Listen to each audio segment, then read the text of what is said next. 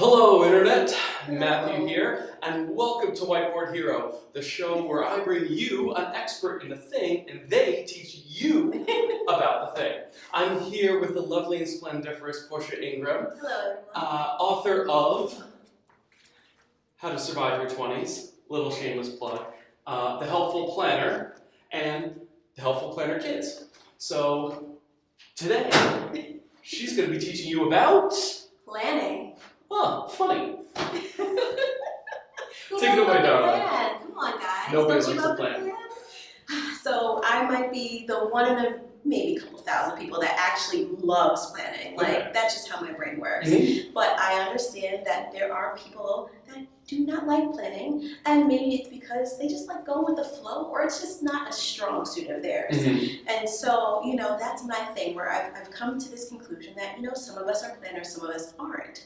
Now, there's some skills that say, hey, maybe I could learn this. Okay. And then that's when it's on you to learn.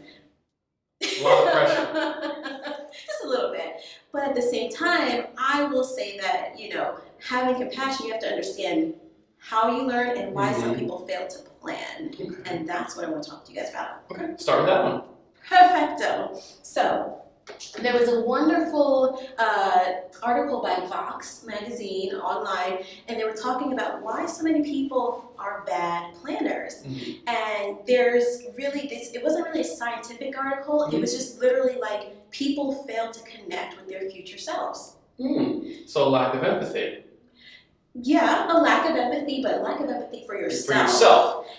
They don't see you as people don't typically see themselves as a continuous being. They disconnect themselves from their future self. Yes. Okay. So there is a guy, I believe his name is Hal Hirschfeld, and what he did was a really interesting study.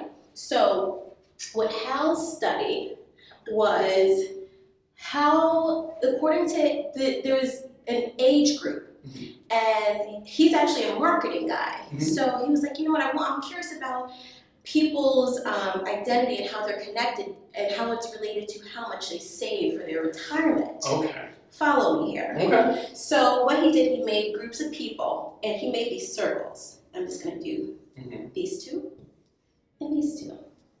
Okay. Now, let's say in this circle, this is your current self and this is your future self.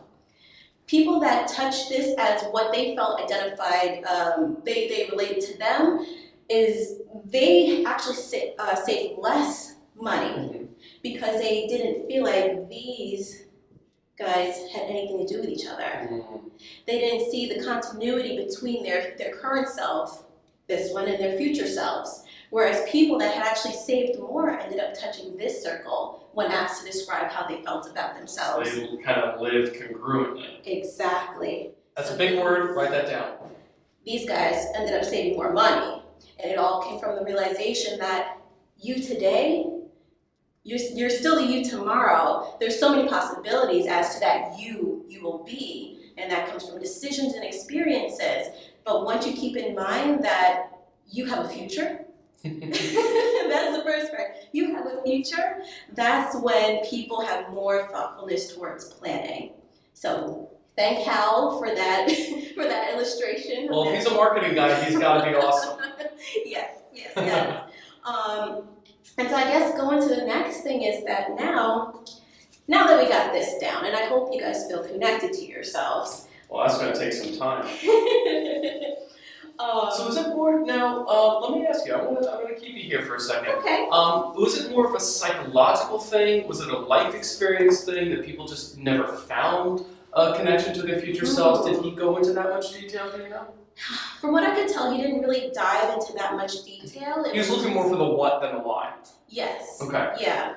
And for the marketer, there is psychology that goes into marketing now. That's why some of these big brands are successful. But the everyday person isn't really thinking about, why am I buying this product? Or why during this time of year am I led to certain things or certain spending habits? Or in my life, why am I led towards certain spending habits that become possibly detrimental?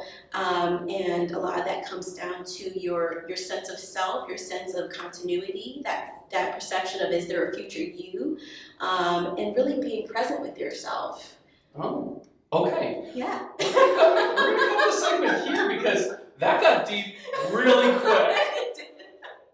Darling, thank you so much. Oh, thanks. From Matt and Portia, this has been another fantastic episode of Whiteboard Hero, if we do say so ourselves. Yes. And we want to remind you, level up. Catch you on the next one.